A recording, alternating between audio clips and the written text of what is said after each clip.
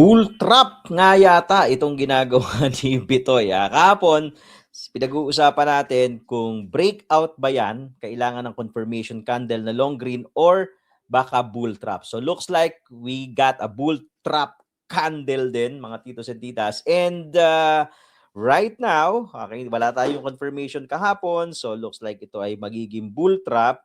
And there's a probability na magkaroon ng sell-on rally setup if you're using our TIPI trading system. Yan po yung red cloud, red dot. Nag-aantay na lang po ito ng long red candle na mag-overpower sa green candle. So kung mangyayari po yan, ang next possible support ni Bitoy is nasa 70,636. Ito pong area na to. It coincides dito sa trend line and this is also an SR flip area.